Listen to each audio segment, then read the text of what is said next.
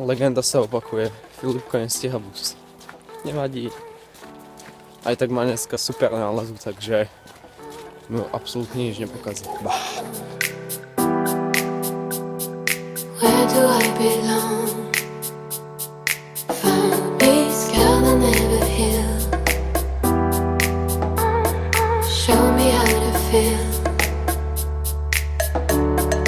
I knew all along. I could feel you moving closer. Maybe I was wrong. I could feel you telling me, keep me calm and still. I could feel you moving closer. Tell me that it's real.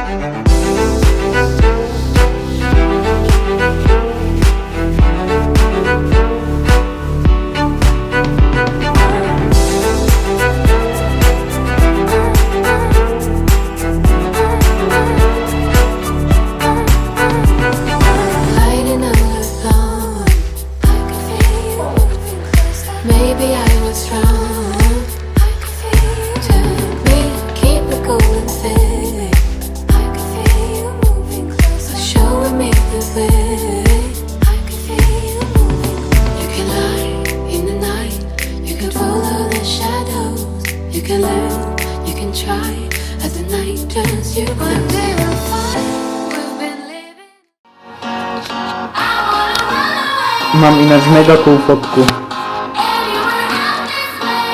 Hej! Ľudkové zajtra bude úplne mega deň, pretože ideme s otcom na nejaký Nikon festival a budem si tam skúšať nové kamery a všetko a budem to samozrejme vlogovať. Prečo nie, berem si tam celú kameru a tak.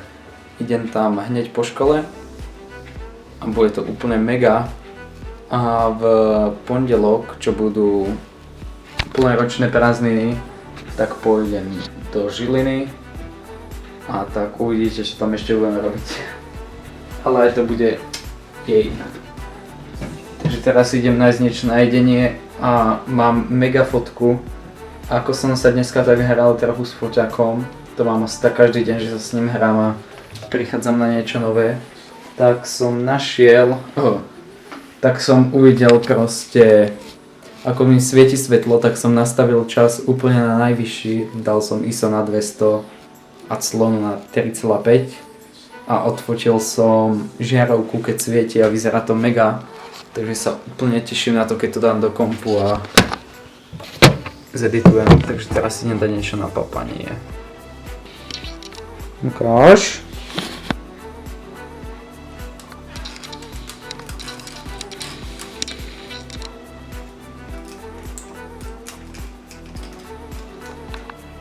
Niečo som teraz doma pofotil a myslím, že je to super fotky, no tak to teraz idem upraviť a uvidím, čo z toho vznikne, takže užite si timelapse.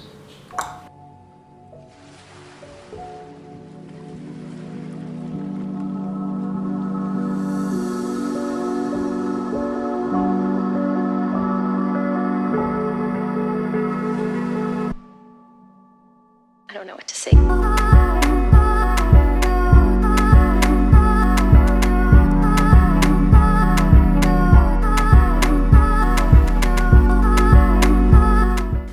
OK, takže aj keď ma teraz mega moc bolí hlava, najradšej by som ležal a nič nerobil a ešte ani tento vlog nemám zostrihaný, ani začatý, ani nič, tak vám chcem povedať niečo o fotkách, ktoré som teraz dal na Insta. Takže tie fotky budete niekde tu v jednej obrazovke. Takže na prvej fotke som vlastne fotil, dá sa povedať, moju večeru, lenže chcel som z toho robiť takú fotku, aby bola taká temná a aby ten, čo uvidí, ten divák alebo kritik vlastne nevedel, o čo na tej fotke ide, alebo možno vedel, ale rozmýšľal by o tom, že toto je toto, takže sa na tou fotkou tak zamyslí a začne sa na to pozerať a z iných uhlov a tak. A ďalšia fotka je portrét môjho brata.